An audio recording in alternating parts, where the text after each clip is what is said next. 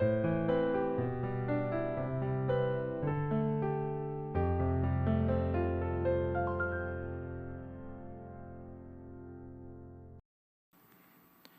기도하심으로 8월 17일 매일 주심 기도회를 시작하도록 하겠습니다.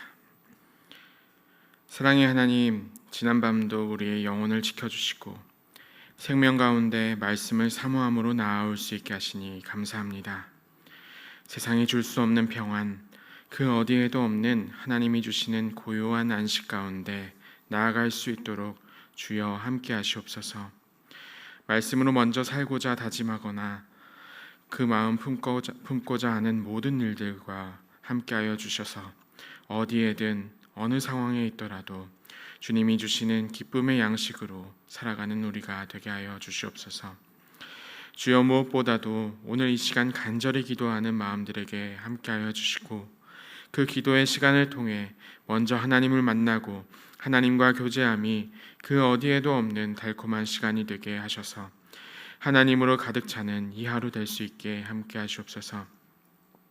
무엇보다 우리가 기도하는 가운데 생각나고 기도하는 많은 기도 제목들이 있습니다. 각자의 인생과 삶 속에서 때로는 이 기도가 탄식으로밖에 안 나오는 이들도 있을 것입니다.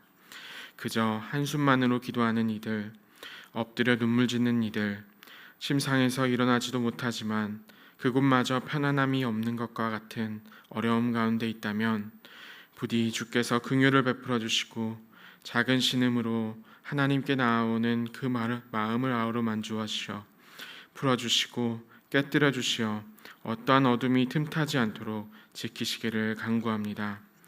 우리의 무너진 마음과 절망에 빠져있는 그 순간들이 결코 길지 않게 하시고 때로는 침체되어 있는 그 마음 가운데 비로소 주님이 주시는 살롬이라는 그 평안이 찾아오게 하여 주시옵소서. 무엇보다 주님, 오늘 또한 이 시간 사랑하는 우리의 청년들을 위해 기도합니다.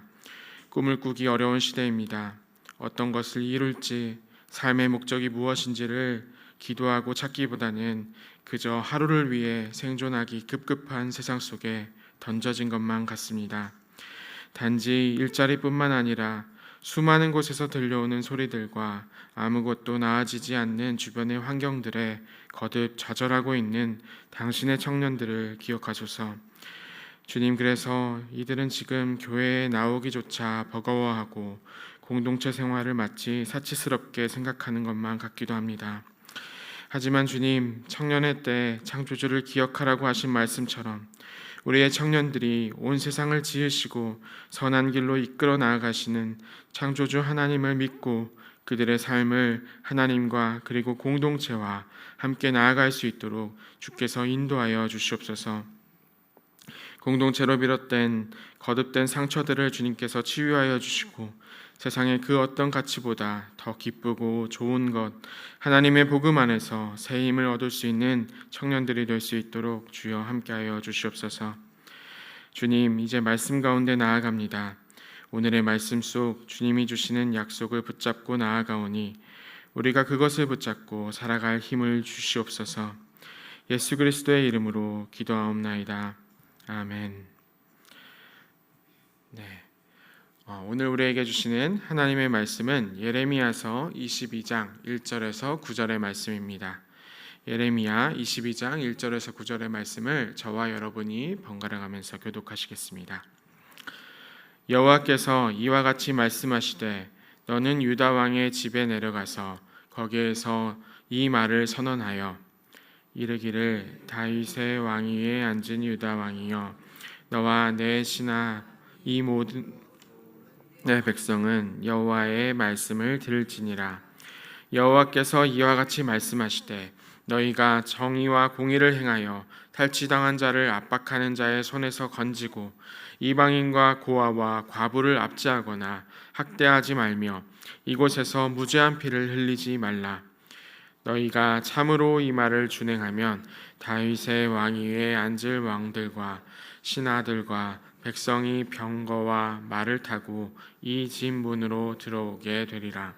그러나 너희가 이 말을 듣지 아니하면 내가 나를 두고 맹세하노니 이 집이 황폐하리라. 여호와의 말씀이니라.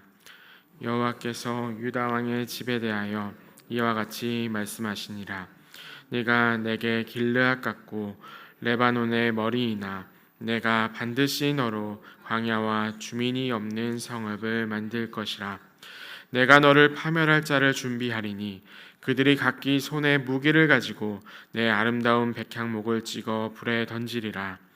여러 민족들이 이 성읍으로 지나가며 서로 말하기를 여호와가 이 큰 성읍에 이같이 행함은 어찌 됨인고 하겠고. 함께 보겠습니다. 그들이 대답하기는 그들이 자기 하나님 여호와의 언약을 버리고 다른 신들에게 절하고 그를 섬긴 까닭이라 하셨다 할지니라. 아멘. 네, 간밤에 잘 주무셨나요? 네, 오늘 이 밤을 잘 보내고 이 아침에 하나님께서 저희들의 영혼을 깨워주셔서 오늘 이 새벽에 함께 또 말씀을 나누게 돼서 참 감사합니다. 오늘의 말씀의 내용은 이어지는 예레미야의 심판의 내용입니다. 어제는 우리가 다윗 목사님을 통해서 한 가지 단어를 들었었습니다. 그 단어가 무엇이었냐 하면은 바로 생명의 길이었습니다. 생명의 길에 대해서 이야기를 들었었는데 오늘은 그 생명의 길의 연장선상에서 언약이라는 단어를 기억하시며 오늘 말씀 가운데 함께 하시면 좋겠습니다. 여러분, 언약이 무엇입니까? 언약이라는 단어는 간단하게 말하면 하나님께서 맺으신 약속이란 뜻입니다. 하나님께서 맺으신 약속. 그 약속은 하나님께서 맺으신 약속이기 때문에 결코 깨어지지 않는 약속입니다. 그리고 그 약속은 우리와 하나님께서 우리와 맺게 되는데 그 중간에 누군가가 보증을 서게 됩니다. 5절에서 하나님께서 이렇게 이야기를 하는데요. 나를 두고 맹세하노니 라는 표현을 하십니다. 그러니까 하나님과 우리가 약속을 맺고 그 언약의 관계 가운데 있을 때 중간에 누군가가 보증을 서는데 그 역시도 그 책임도 하나님께서 지고 계신다라고 할 수 있습니다. 아마 이 말씀을 듣고 있는 여러분 중에는 이 보증이란 단어만 듣더라도 이제 몸서리 치시는 분들이 있을 줄로 압니다. 때로는 가혹하고 참혹하게 이 보증에 대해서 책임을 지게 되고 또 어려움을 겪게 되는데요. 그만큼 이 약속을 보증한다는 것은, 약속을 책임을 진다는 것은 실제로는 생존의 그 목숨의 위협을 내놓을 만큼, 자기를 버릴 만큼 그 약속에 책임을 진다라는 뜻을 갖고 있다라고 생각하시면 좋겠습니다. 그러니까 하나님께서는 백성들과 약속을 맺었고 그 백성들과 맺은 약속 가운데 책임은 특별히 누가 지고 있느냐 하면은 바로 하나님께서 지고 계십니다. 하나님께서 우리 말씀을 듣다 보면은 하나님께서는 그냥 심판을 하기 때문에 그걸로 끝난 게 아니냐라고 생각할 수 있겠는데요. 그것이 아닙니다, 여러분. 하나님께서 책임을 진다는 것은 하나님께서 가장 사랑하는 백성을 내어주는 그 책임을 지고 계시는 것입니다. 하나님께서 누구를 택하셨습니까? 유다 백성들을 택하셨고 이스라엘 족속들을 택하신 이유는 그들을 가장 사랑하셨기 때문입니다. 그들을 가장 사랑하셨고 가장 아끼던 백성들을 그 심판의 자리로 내몰릴 수밖에 없었던 것은 하나님의 약속이 깨어졌고 그 약속의 보증을 하나님께서 지시기 때문에 자기가 가장 사랑하는 이들을 내어줄 수밖에 없었던 것입니다. 그렇다면 오늘의 이 이야기가 우리와 멀지 않게 들리려면 어떻게 들어야 할지 한번 말씀을 드리겠습니다. 2절의 말씀인데요. 2절의 말씀을 한번 읽겠습니다. 이르기를 다윗의 왕위에 앉은 유다 왕이여 너와 내 신하와 이 문들로 들어오는 내 백성은 여호와의 말씀을 들을지니라. 이 말씀은 예레미야가 다윗의 왕위에 앉아 있는 왕가와 그리고 그 제사장들과 그 신하들과 그리고 특별히 성문 안에 있는 사람들에게 말씀하고 있다라고 합니다. 여러분, 그 성문 안에 있는 표현이 어떤 표현일까요? 오래전 조선으로 치면은, 한양으로 치면은 사대문 안에 한성 도성 안에 있는 그 사람들을 뜻하는 것입니다. 그 사람들의 천민도 있겠고 노비도 있었겠지만 그 사람들의 대부분은 양반 계층이었고 나라를 다스리고 그리고 성 밖에 있는 이들을 책임져야 할 의무가 있었던 사람들입니다. 마찬가지로 이스라엘의 예루살렘 성 안에 있는 사람들은 어떤 사람들이겠습니까? 책임을 지고 성 밖에 있는 사람들을 돌보고 그리고 성 밖에 있는 사람들과 함께 예배를 드리고 하나님을 섬기고 무엇보다도 하나님의 언약을 실천하기로 결단하고 언약과 약속을 맺었던 사람들이기 때문에 그 성 안에 살 수 있었던 사람들입니다. 그래서 다시 말해서 이 사람들은 하나님께서 분명하게 언약을 맺은 사람들이었고 언약과 그 약속을 반드시 이뤄야 할 책임이 있었던 사람들입니다. 그렇다면 오늘날 이 성문 안에 있는 사람들이 누구라고 생각하시면 좋을까요? 언약을 맺은 사람들, 하나님과 관계를 맺은 사람들, 하나님이 우리를 택하시고 신실하게 믿는 사람들, 그 사람들은 바로 교회 안에 있는 사람들입니다. 그래서 오늘 말씀을 들을 때에는 이 성문 안에 있는 사람들을 교회 안에 있는 사람들, 특별히 저나 여러분과 같은 성도들이다라고 생각하시면 좋겠습니다. 이 성도들을 향해서 오늘 메시지를 주고 있는데요. 그 언약의 내용이 바로 3절의 말씀입니다. 그 3절의 말씀을 한 번 더 한 목소리로 읽어보도록 하겠습니다. 여호와께서 이와 같이 말씀하시되 너희가 정의와 공의를 행하여 탈취당한 자를 압박하는 자의 손에서 건지고 이방인과 고아와 과부를 압제하거나 학대하지 말며 이곳에서 무죄한 피를 흘리지 말라. 아멘. 이것이 바로 하나님께서 우리와 맺은 언약의 내용이고 약속의 말씀입니다. 정의와 공의를 행하라.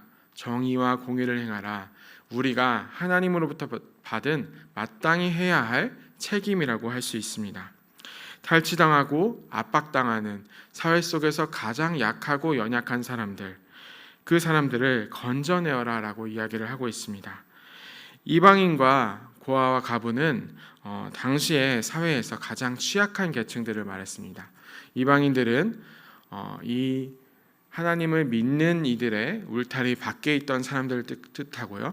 그리고 고아와 과부는 전쟁을 통해서 부모를 잃거나 전쟁을 통해서 남편을 잃어서 더 이상 경제권이 없는 경제적으로 어려운 상황에 처해 있던 사람들이 바로 고아와 과부들이었습니다. 이러한 사람들이 더 이상 기댈 곳 없는 사람들에게 다가가서 친절을 베푸고 환대하고 돌보아 주라는 말씀을 하나님께서 하고 계십니다. 하나님께서 이 말씀을 얼마나 한결같이 하셨냐면요. 성경 전체에는 무려 49절에 걸쳐서 이 언약의 내용을 하고 있습니다. 이 49절의 말씀에 걸쳐서 말씀하는 내용의 대표적인 말씀은 출애굽기의 말씀인데요. 제가 읽어드리도록 하겠습니다. 너는 이방 나그네를 압제하지 말며 그들을 학대하지 말라. 너희도 애굽 땅에서 나그네였음이라. 또한 신명기의 말씀입니다. 내가 내 포도원의 포도를 딴 후에 그 남은 것을 다시 따지 말고 객과 고아와 과부를 위하여 남겨두라. 아멘. 이것이 우리에게 주신 하나님의 언약의 내용입니다. 이 언약의 내용을 구체적으로 이야기하는 것이 무엇인가 하면은 바로 십계명입니다. 십계명의 내용을 제가 전도사로 있을 때 이제 아이들에게 가르칠 때 요약해서 들려주었었는데요. 그 요약한 내용은 여러분들도 다 잘 알고 계실 겁니다. 첫 번째는 하나님 사랑이고 두 번째는 이웃 사랑입니다. 첫 번째는 하나님 사랑이고 두 번째는 이웃 사랑입니다. 여기에 더해서 항상 이야기했던 것이 무엇인가 하면요. 바로 예수 그리스도의 가르침입니다. 마태복음 22장의 말씀인데요. 22장의 말씀을 제가 한번 읽어드리도록 하겠습니다. 그 중에 한 율법사가 예수를 시험하여 묻되 선생님, 율법 중에서 어느 계명이 크니이까? 예수님께서 대답하셨습니다. 너의 마음을 다하고 목숨을 다하고 뜻을 다하여 주 너의 하나님을 사랑하라. 이것이 크고 첫째 되는 계명이요 둘째도 그와 같으니 내 이웃을 내 자신과 같이 사랑하라 하셨으니 아멘. 하나님께서, 예수 그리스도께서 우리와 맺은 이 계명의 언약은 먼저는 하나님을 사랑하는 것이고 두 번째는 이웃을 사랑하는 것입니다. 그런데 이 율법사가 물어봤죠. 가장 첫째되고 큰 계명이 무엇이냐라고 물었는데 예수님의 대답은 첫째와 둘째, 그러니까 하나님 사랑과 이웃 사랑을 말씀하시고, 이 이웃 사랑을 말할 때, 두 번째 이웃 사랑을 말할 때 그와 같으니, 둘째도 그와 같으니라고 말씀하셨습니다. 그러니까 하나님 사랑을 하는 그 율법의 계명을 지키는 것과 이웃을 사랑하는 그 계명을 지키는 것은 사실은 분리할 수 없는 하나님의 언약의 말씀입니다. 어느 계명도 크다고 할 수 없고 하나님을 사랑하는 것과 이웃을 사랑하는 것은 떨어질 수 없게 되는 겁니다. 이에 대해서 요한복음 15장 12절에서는 예수님께서는 이렇게 말씀하시는데요. 내 계명은 곧 내가 너희를 사랑한 것 같이 너희도 서로 사랑하라. 너희도 서로 사랑하라 라고 말씀하십니다. 예수 그리스도께서 우리에게 주신 언약의 말씀이고 이것이 우리에게 주신 계명의 말씀입니다. 서로 사랑하라는 것은 단지 우리가 교회 안에 울타리에 있는 사람들끼리 서로 사랑하라는 말씀이 아닙니다. 예수님께서는 우리를 사랑하신다라고 하셨는데 단지 교회 안에 있는 우리만을 위해서 사랑하시지 않았습니다.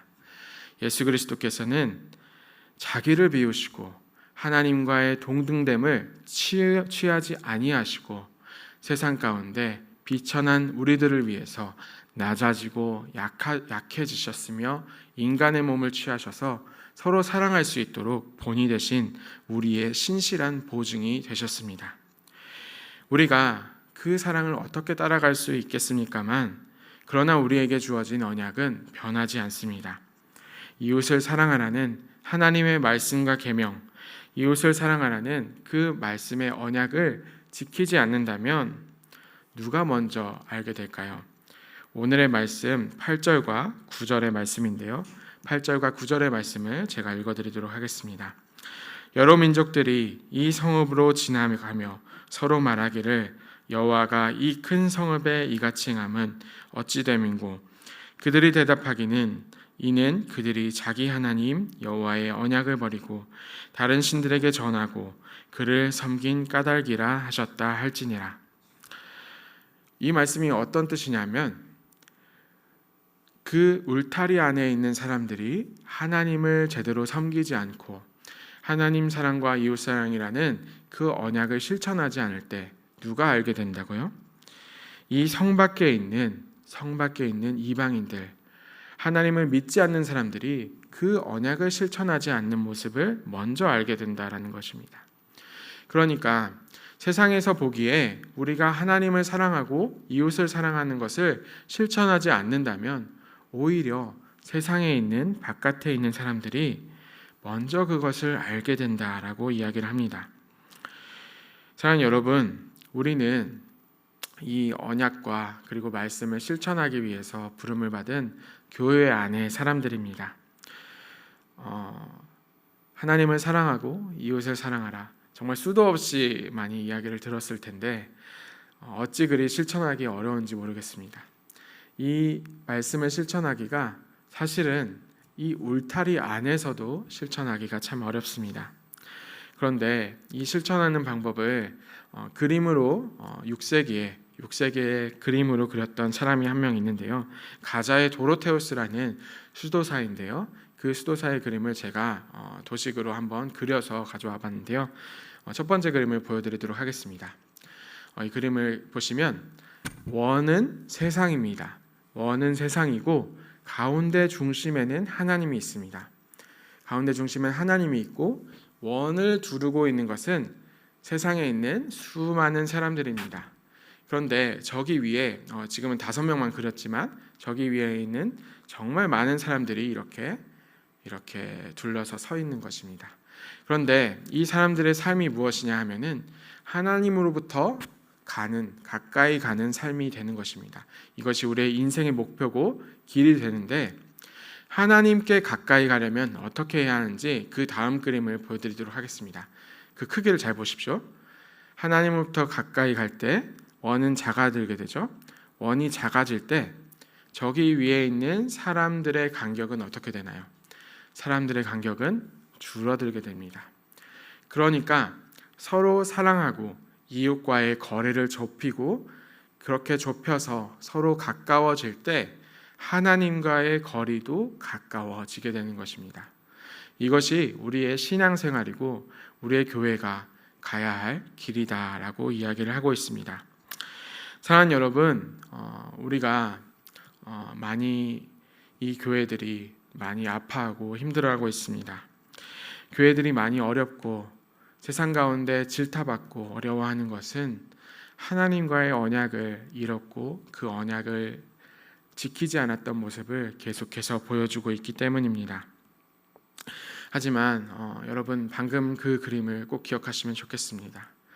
우리가 이웃들과의 거리를 좁혀 나갈수록 하나님과의 거리를 좁혀 나갈 수 있습니다. 그 거리는 단지 저 멀리 있는 이웃들과의 거리를 좁히는 게 아닙니다. 바로 옆 사람, 내가 항상 만나는 사람, 내가 항상 가까이 하는 사람들과의 거리도 좁혀질수록 하나님과의 거리가 좁혀지는 것입니다. 사랑하는 여러분, 우리가 관계 속에서 또한 삶 속에서 어려움을 겪는 이들이 참 많습니다. 서로 용납하지 못하고 서로 가까워하지 못하면서 오히려 밀어내고 오히려 정죄하고 오히려 서로를 더 부당한 시선으로 바라보게 될 때도 있습니다. 근데 그 시선 조금 접어두고 우리 조금만 더 가까이 하면 좋겠습니다. 우리가 서로 가까이 할 때 우리는 하나님과 가까이 나아가게 될 것입니다. 오늘 함께 기도할 것은 우리가 조금이라도 멀리 떨어져 있는 관계가 누구인지를 생각해보고 그들이 생각난다면 그들과 가까이 하게 해달라고 함께 기도하면 좋겠습니다. 이 가까이 하는 것은 우리의 힘으로 결코 되지 않습니다. 하나님께서 함께 하실 때 우리는 이웃과 가까이 할 수 있고 하나님과 가까이 하게 될 것입니다. 함께 기도하겠습니다. 사랑의 하나님, 하나님은 사랑이십니다. 그 사랑 베풀어 주심에 감사드립니다. 우리의 죄는 여전합니다. 우리는 서로 사랑하라는 계명을 실천하기보다 오히려 이 안에서 사랑하지 못하고 품지 못하고 용서하지 않으며 가까이 하기보다는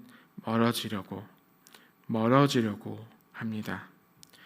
주님, 오늘 말씀 가운데 서로 가까워질수록 하나님께 더 가까이 가게 됨을 알게 되었습니다. 그러나 이를 이루기에 너무나도 어렵습니다. 그래서 이 시간 간절히 하나님의 은혜를 구합니다. 오늘 이 하루 그 은혜를 베풀어 주셔서 이웃을 품고 서로 가까이 하고 사랑할 수 있는 하루 되게 하여 주시옵소서.